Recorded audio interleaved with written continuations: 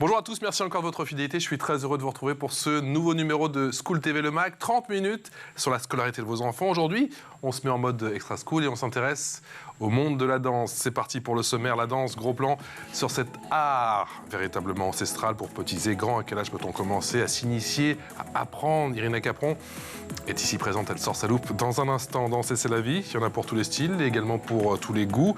Quels sont les bénéfices de cette discipline? On posera la question dans un instant à nos invités. Enfin, la danse fait partie de notre patrimoine. La France possède-t-elle une véritable culture de la danse? Quid de la danse chez les pros? Quels entraînements? Et surtout, quel sacrifice? On posera là aussi la question à nos deux invités. Je pourrais même dire trois, parce qu'il y a trois danseurs et danseuses aujourd'hui sur ce plateau. Joshua Aufalt, bonjour. Bonjour. Danseur étoile. Je dis pas ex-danseur étoile. Quand on est danseur étoile, on l'est toute sa vie. C'est comme quand on est président, on est monsieur le président. Oui. Comment mettre à l'aise tout de suite? C'est dès le début de l'émission. Merci d'être avec nous. Danseur étoile de l'Opéra national de Paris, professeur de danse classique. Vous enseignez aujourd'hui. Vous nous en direz bien sûr un mot dans un instant. Jérémy Parent, bonjour. Bonjour. Pas danseur étoile? Non, danseur étoile dans le hip-hop, on va dire. Exactement. Danseur hip-hop. Danseur hip-hop, entrepreneur, danseur et chorégraphe. Et notre troisième danseuse aujourd'hui, mais bien sûr, Irina Capron. Ancienne danseuse. Ah.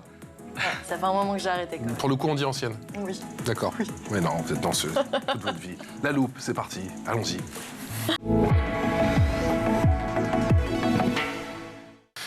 Avec notre danseuse étoile Irina, la danse, c'est l'un des arts les plus anciens, Irina. Oui, l'un des arts les plus anciens sans lequel nos ancêtres auraient eu bien du mal à communiquer, puisque l'existence de la danse remonte à la préhistoire.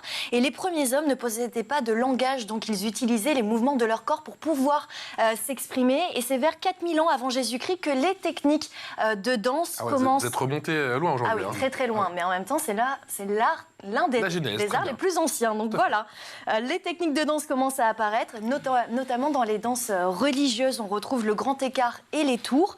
Donc la danse a sans cesse évolué. Certains styles qui remontent à une certaine époque sont encore présents aujourd'hui et d'autres sont apparus. Quels sont justement les différents styles de danse? Alors il y a la danse classique issue du ballet qui existe depuis la Renaissance italienne. En France, elle a conquis ses lettres de noblesse en tant qu'art à part entière à la cour du roi Louis XIV. C'est lui qui a créé l'Académie royale de danse en 1661 et l'Académie royale de musique en 1669. Donc le XVIIe siècle marque la naissance de la célèbre compagnie connue aujourd'hui sous le nom de l'Opéra national de Paris. Il y a la danse moderne qui est née dans les pays occidentaux, notamment aux États-Unis et en Allemagne, vers la fin du XIXe siècle. Elle consiste à laisser aux danseurs la possibilité de s'inspirer de la musique. Ce sont des artistes qui ont créé ce genre pour justement se libérer du cadre un peu trop rigide de la danse classique. La danse contemporaine, elle, est apparue au milieu du XXe siècle. Elle est inspirée des mouvements de danse classique, de la danse moderne et de la danse moderne jazz. Donc on retrouve des mouvements au sol, des contractions, de la respiration ou encore des relâchements. Il y a également la danse hip-hop? Oui, la danse hip-hop est apparue dans les années 70 à New York et aussi en Californie. Donc cette danse désigne les différentes formes de danse urbaine qui se sont développées sur la base de la culture et de la musique hip-hop. Il y a le breaking, le locking, le popping. En fait, le hip-hop est connu pour être une danse plus improvisée qui se challenge lors de battles. Et après, il y a aussi toutes les danses de salon. On pense à la salsa, la valse, le tango. On aura le droit à une démo avant la fin de l'émission ou pas? Non, ça va aller, merci. Non, ça va pas. Bon, peut-être des deux invités. Non, avec eux, je vais tenter. Effectivement, on peut aussi danser à 2, voire à 3. C'est quoi les bienfaits de la danse? Alors, les bienfaits de la danse sont physiques et psychologiques. C'est tout d'abord une activité sportive. La danse est un entraînement très cardio qui permet d'améliorer votre force et vos muscles. Ça favorise la coordination, la souplesse et l'équilibre. La danse peut apporter à l'enfant le sens de l'écoute, du rythme, la tonicité des mouvements. Mémoriser une chorégraphie, ça va permettre de favoriser l'attention et la concentration de l'enfant.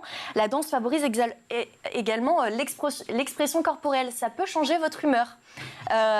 Grâce à la danse, on peut extérioriser ses émotions. Donc même un enfant timide va pouvoir s'exprimer et on peut apprendre à transmettre une émotion grâce à la danse. Donc ça permet également de se sociabiliser. Les enfants peuvent apprendre à partager l'espace, à danser en groupe, à mémoriser une chorégraphie tous ensemble. Donc ça crée des liens entre les camarades. Et en dansant, je l'ai dit tout à l'heure, les danseurs les enfants vont développer leur coordination corporelle, leur posture et leur équilibre. Et ce sont 3 caractéristiques de la confiance en soi. Donc danser va permettre de prendre confiance en nous. J'ai l'impression que ça sent le vécu, cette chronique. Ah bah oui, complètement. Expression orale, avec nos invités. C'est parti. L'expression orale avec Jérémy Parent, qui est entrepreneur, danseur et chorégraphe hip-hop et breakdance, avec Joshua Offal, danseur étoile de l'Opéra National de Paris, qui enseigne aujourd'hui la danse classique. Vous avez attrapé le virus de la danse comment ? Par la force, non, mais sérieusement, je dis ça parce que moi j'ai commencé, en fait, je connaissais pas du tout en fait la danse classique. J'ai plus suivi au début. J'ai suivi mes cousines. D'accord. C'était un moyen de passer justement plus de temps avec des gens que j'aimais, tout simplement. Et en fait, par la force des choses, la chance d'avoir aussi des bons professeurs très tôt. Et je parle bien de chance parce que je pense que parfois, quand on commence justement comme moi dans des conservatoires, c'est pas forcément toujours le cas. Ouais. Donc l'importance, encore une fois, de l'enseignement dès le début. Et après, voilà. Bon, donc du talent et de la chance, c'est ça, j'imagine. Je pense qu'il faut, je pense qu'il faut les deux. C'est un petit peu des deux, du talent, de la chance. Et puis après, apprendre à aimer les choses, parce que là, pour le coup, moi, je vais parler uniquement pour le classique, mais c'est vrai que c'est pas forcément quelque chose de très naturel pour le corps. On est dans des positions qui sont pas évidentes au début. Il faut adapter son corps. Donc le début est peut-être un petit peu compliqué. Et ça, on le ressent tout petit ? Oui. Vous essayerez de mettre vos pieds en dehors. J'ai vu toutes ces images, je sais. C'est très sympa pour les genoux au début. Ouais. Mais après, voilà, je pense que vous en avez parlé un petit peu dans votre présentation. Il y a tout un cadre en fait, qui est créé autour et qui permet justement de développer plein de choses par la suite. Mais alors, du coup, c'est un coup de foudre ou c'est venu petit à petit Pour moi, c'est venu petit à amour petit. de la danse, d'accord. Pour moi, c'est vraiment venu petit à petit. Ce qui m'a tenu, en fait, c'était de voir justement des danseurs professionnels s'exprimer pleinement et de voir des choses acrobatiques aussi, parce que même dans la danse classique, il y a des choses plus ou moins impressionnantes. Et en l'occurrence, pour la technique des hommes. Pourquoi vous dites même ? Parce que vous avez le sentiment que dans l'opinion publique, on n'a pas cette même si, alors, vision. je pense que la vision change réellement petit à petit, de par justement certaines personnalités. Je pense notamment à un collègue, François Allu, qu'on voit sur les plateaux de télé. Exactement, et qui permet, je crois, de faire changer un petit peu la vision des choses. Qui a en plus les deux cultures, je crois. Quand je dis deux cultures, c'est classique et hip-hop, il me semble, non ? Je me trompe. Oui. J'essaye de mêler un peu. J'essaie de ne pas dire de bêtises, mais il me semble. Ouais. D'accord. C'est-à-dire que je pense qu'il fait partie d'une génération qui a grandi, lui, avec cette culture hip-hop. Il avait le goût pour ça naturellement et il l'a développé vraiment de son côté.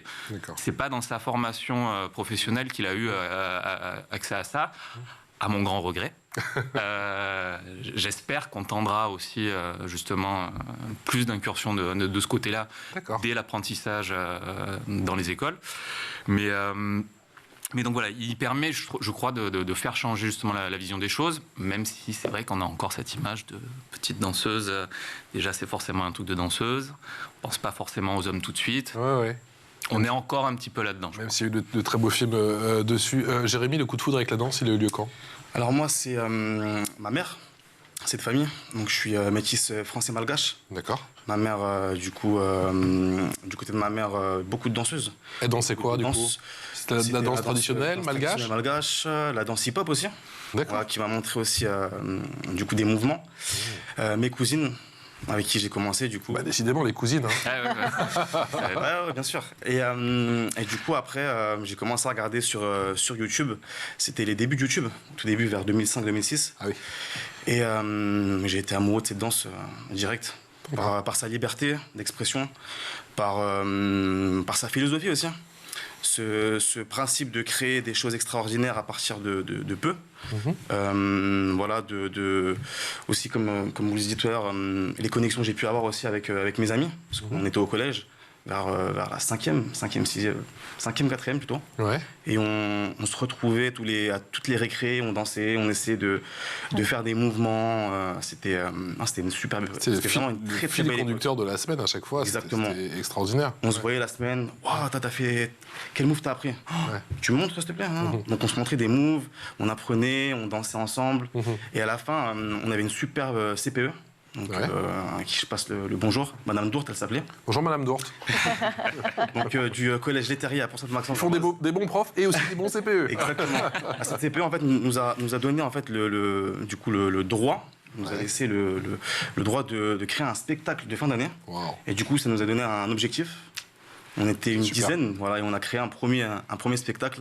On n'avait pas énormément d'informations de la danse, on a appris tout seul. On n'avait pas vraiment parce que je viens d'une ville où il n'y a pas énormément de danseurs, il n'y en avait pas du tout même. Quelle ville? Pont-Sainte-Maxence dans l'Oise, D'accord. dans le 60. Et donc du coup on a appris tout seul, on a fait ce premier spectacle, ça nous a motivés. On a enchaîné l'année d'après. Il y avait du public pour ce premier spectacle? Il y avait tout le collège. Ah, c'est super. C'était incroyable. Non, C'est super. Donc moi, ça m'est venu comme ça, le hip-hop. Et après, j'ai voulu continuer. Donc après, je me suis professionnalisé. D'accord. Je suis allé à l'AID, c'est l'Académie internationale de la danse. Ça se trouve où? C'est dans le 16e, à côté du D'accord. métro Victor Hugo. D'accord.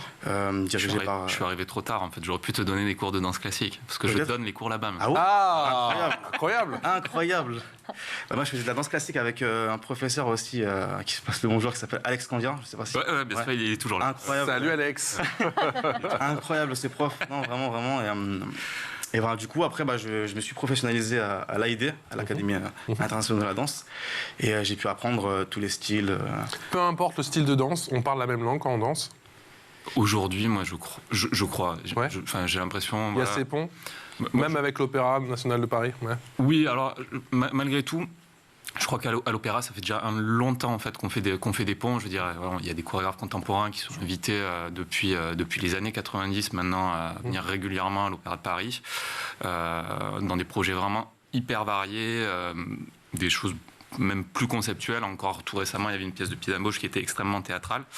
Je pense qu'aujourd'hui, on voit cette espèce de mélange Oui, totalement. qui continue de plus en plus à s'installer. Enfin, moi je refuse en fait maintenant de séparer les choses. Je pense qu'il y a des styles, ça c'est sûr, mais ça reste du mouvement en fait, ça reste une façon de s'exprimer et je pense que... Mais il faut obligatoirement savoir pratiquer tous les styles de danse pour se professionnaliser ou Non, pas spécialement. Non. c'est un choix? Oui. Vous avez appris la danse classique, c'était par choix?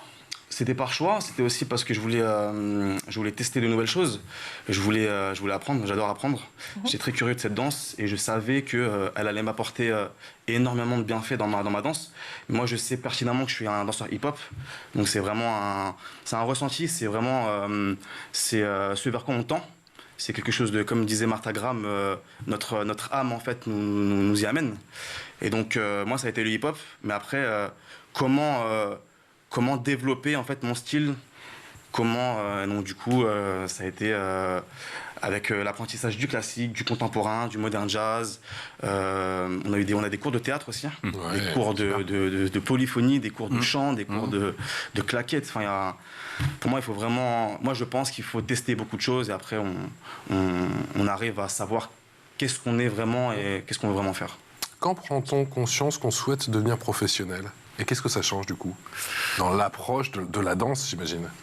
Je pense que c'est encore, il y a tellement de chemins différents. En ce qui me concerne, moi, à partir du moment où on m'a donné l'impression que je pouvais faire les choses bien, je pense que j'étais un petit garçon qui avait besoin de se sentir justement en confiance. Et D'accord. quand on me disait justement que j'étais bon dans quelque chose, ça me donnait envie de continuer et de me dépasser. Et je pense que c'est de fil en aiguille où... la confiance des autres m'a permis de croire justement que je pouvais peut-être aller un peu plus loin, que ça pouvait devenir un métier, tout simplement. Ouais, voilà. Et en danse, il faut forcément souffrir pour progresser. Il y a cette dimension-là quand même. Moi, je pense, ouais. Ouais. Ouais, je pense que C'est non, Irina. on va on va pas se mentir. Je pense que ça demande un travail assez rigoureux, assez discipliné, assez charnu. Il faut sacrifier des heures et des heures. Moi, à l'AED, là où je me suis vraiment rendu compte qu'il fallait vraiment que je travaille, c'est parce que quand j'ai vu qu'on travaillait de 8h jusqu'à 17h. Vous avez des bonnes journées là-bas. Voilà, et que ça ne suffisait pas.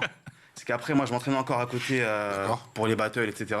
Donc, je faisais du 8h, 22h tous les jours pendant 3 ans. Pour moi, en fait, c'est un sacrifice. Il faut pas compter ses heures.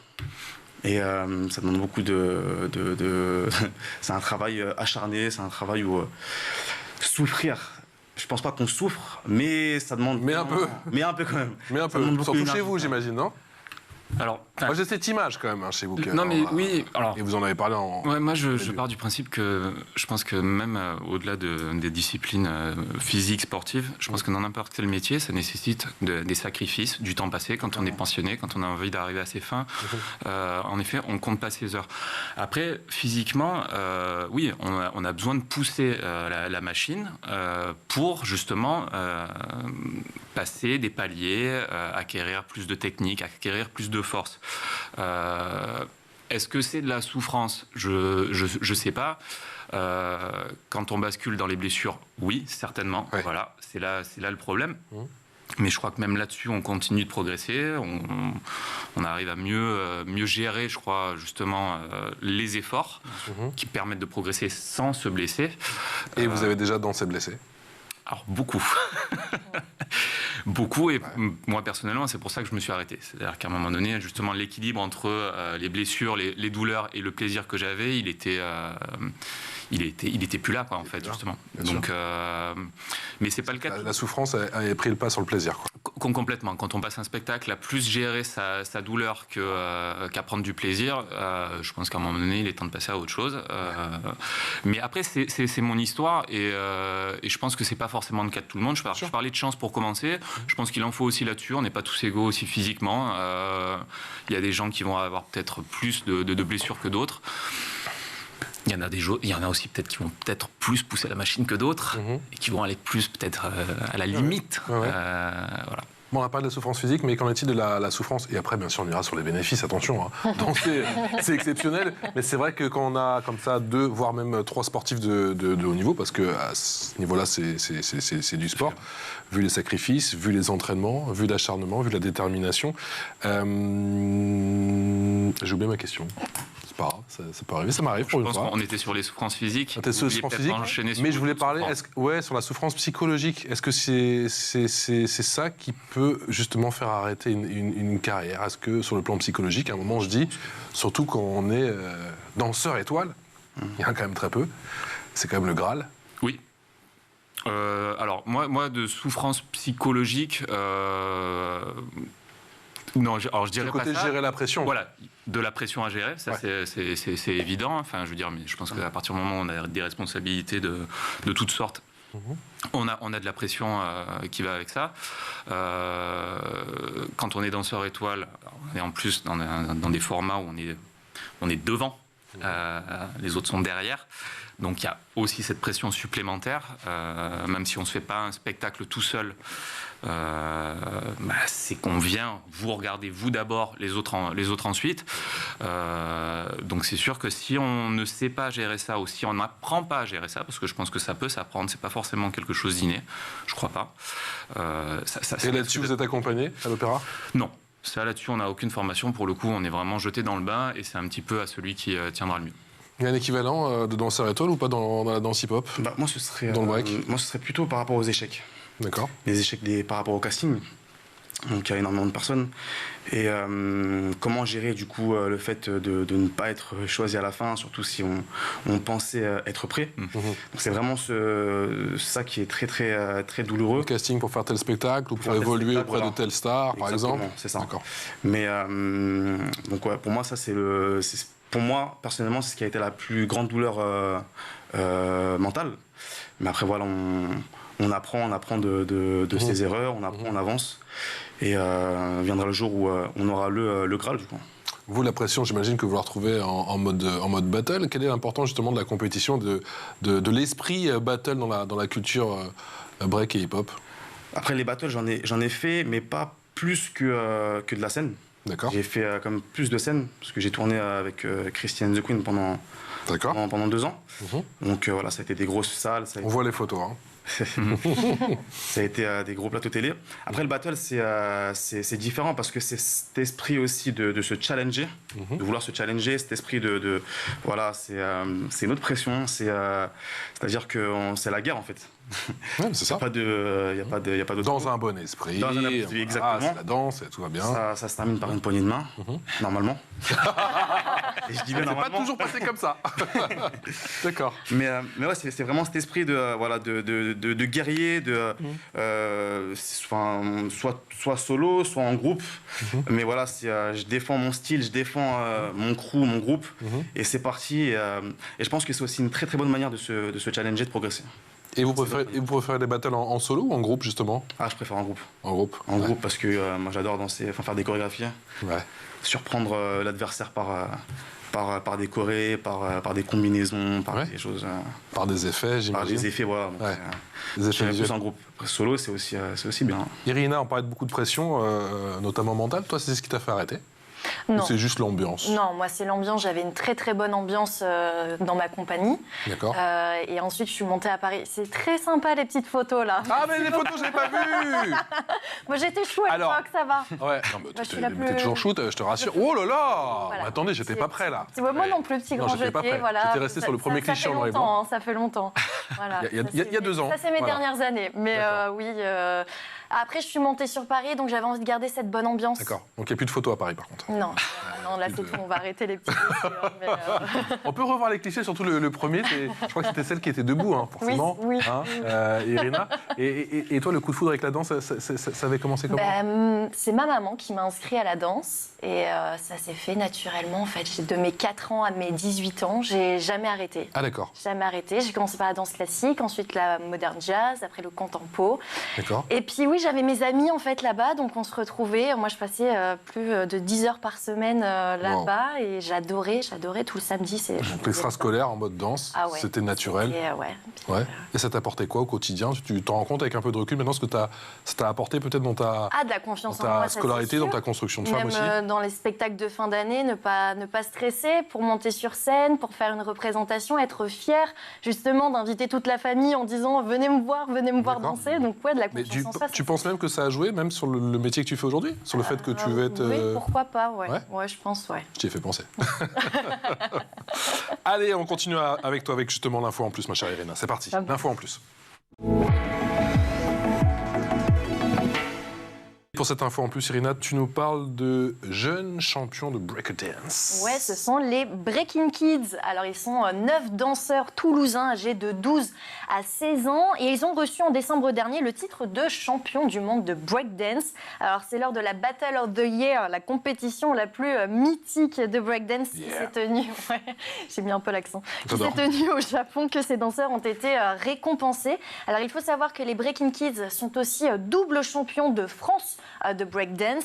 Et en août 2024, on en a parlé en début, mais le breakdance fera son apparition aux Jeux Olympiques de Paris. Alors, petit bémol, les JO n'ouvrent leurs portes qu'aux chorégraphies individuelles, donc les groupes ne seront pas autorisés.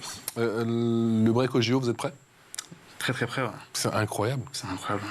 Vous auriez imaginé ça il y a tout juste, je sais pas, 4, 5, 6 ans? Mais jamais. Non, pour nous, c'est... Quel impact pour votre discipline, pour votre... c'est même toute cette culture hip-hop? C'est reconnaissance. Je pense que ouais, ça aura un impact très très positif. Ça va vraiment ouvrir des portes, je pense. Ça va structurer aussi voilà, cette discipline, bien que je sais qu'il y en a qui ne sont pas pour. Ouais. C'est un art de la rue. Mais je pense que si elle est bien structurée par les bonnes personnes et que on garde les bonnes infos, ça pourra qu'être bénéfique. Vous savez sur quel site ça va être? J'ai pas regardé. Ça va être Sur quel site? Ouais, c'est sous la Tour Eiffel ou c'est... Non, j'ai pas encore. J'ai pas regardé. Je me demande si c'est pas justement sur le Troca vers la Tour Eiffel.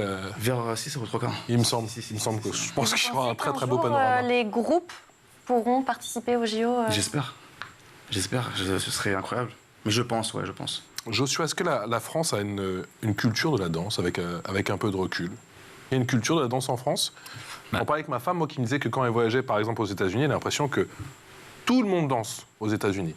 Okay. Que tu aies 6 ans, que tu aies 65 ans, quand tu vas dans un cours de danse, tu vas pas retrouver des gens du même âge. Il y a Tout le monde danse. tous les âges et surtout toutes les strates de la société, on va dire, quoi. Tous les milieux. Alors, c'est peut-être pas la même chose qu'aux États-Unis. Je crois qu'il y a encore ce petit truc de la petite fille qu'on va mettre à la danse classique. Ouais. Ça, clairement, je crois que ça existe. Moi, je vais régulièrement dans le Tarn, par exemple, maintenant, et dans un petit patelin, et ça m'est arrivé de discuter d'un coup avec des gens que je ne connaissais pas, des papas, et qui se mettaient à me parler de leur petite fille qu'ils avaient mis à la danse. Donc même dans les coins un peu plus reculés en France, on continue à mettre sa petite fille. Moi, j'aimerais bien qu'on mette un peu plus aussi son petit garçon à la danse. C'est en train de changer ça ou pas, d'après ce que vous voyez là pour le hip-hop? Oui, mais non. Il y a encore des réticences. J'ai aucune statistique, donc c'est complètement difficile de parler pour moi. Ressenti, Mais peut-être que le ressenti que j'ai, là justement, je parlais du Tarn. Bon, c'était la petite fille, c'était vraiment le cliché de la petite fille au classique, et le garçon soit au rugby, soit au foot. Et peut-être même plus au rugby. Mais après, je pense que, pour revenir à tout ce qu'on s'est dit, votre expérience à chacun, je pense qu'il n'y a pas de chemin unique en fait pour arriver à danser, peu importe la discipline. Il n'y a pas de...